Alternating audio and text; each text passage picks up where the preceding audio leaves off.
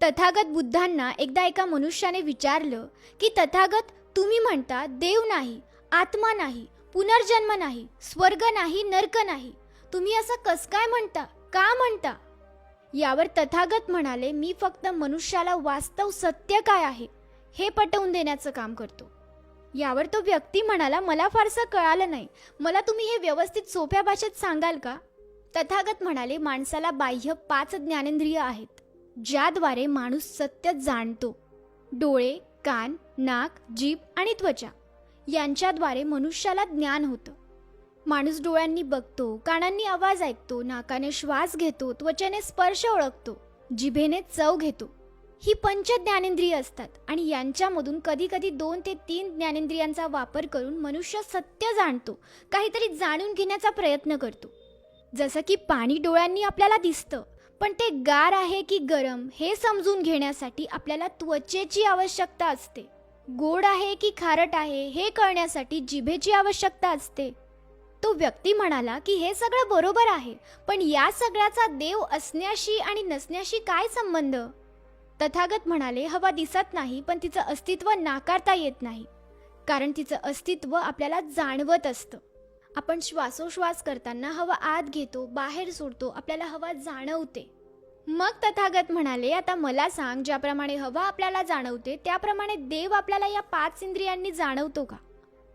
तो व्यक्ती विचारात पडला. तथागत म्हणाले, तुम्ही प्रत्यक्ष देव पाहिला आहे का?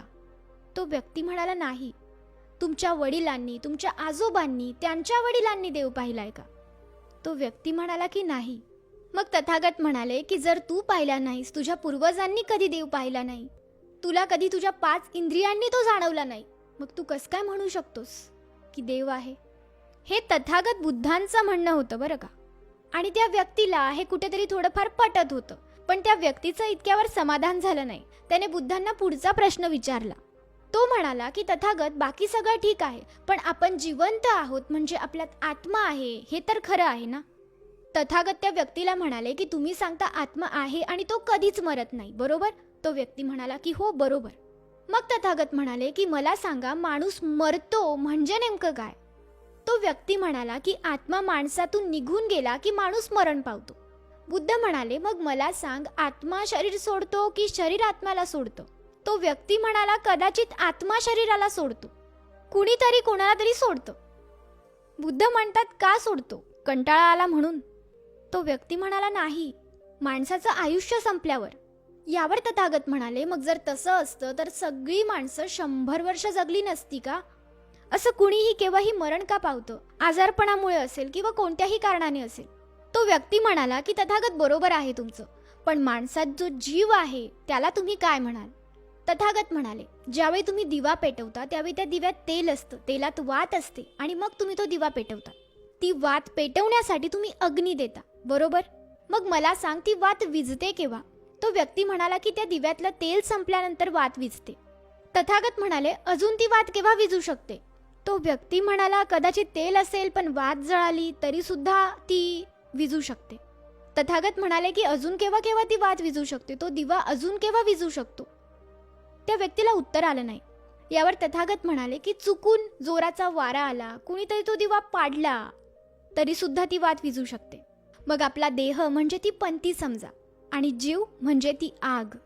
बुद्ध पुढे म्हणाले की सजीवाचा देह हा 4 तत्वांनी बनलेला असतो: पृथ्वी, आग, वायू आणि तेज. पृथ्वी म्हणजे घनरूप पदार्थ म्हणजे माती, आग द्रव पदार्थ म्हणजे पाणी, वायू म्हणजे वारा आणि तेज म्हणजे ऊर्जा, उष्णता. आणि या 4 पैकी ज्यावेळी एक पदार्थ वेगळा होतो त्यावेळी मनुष्य मरण पावतो. ऊर्जा बनणं थांबतं आणि याचमुळे मनुष्य मरण पावतो. पुढे बुद्ध म्हणाले, देव आहे की नाही, आत्मा आहे की नाही याचा फारसा विचार मी करत नाही.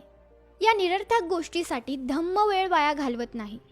मनुष्य जन्माला आल्यापासून जेव्हा तो मरण पावतो तोपर्यंत तो कसे कार्य करतो, कसे कर्म करतो यावर धम्म विचार करतो. काय कर्म केल्यावर काय परिणाम होतात ते धम्म सांगतो. धम्म जिवंतपणी माणसाला स्वर्ग कसा उपभोगता येईल याची जाणीव करून देतो, याची शिकवण देतो. आणि जिवंतपणी माणसाला अज्ञानामुळे नरक भोगावा लागणार नाही यासाठी सुद्धा शिकवण देतो. धम्म म्हणजे अंधारापासून प्रकाशाकडे जाणे. या सगळ्या गोष्टी देवाबद्दल आणि आत्म्याबद्दल त्या व्यक्तीला बुद्धांनी सांगितल्या. तर याबद्दल तुम्हाला काय वाटतं? कमेंट करून सांगा.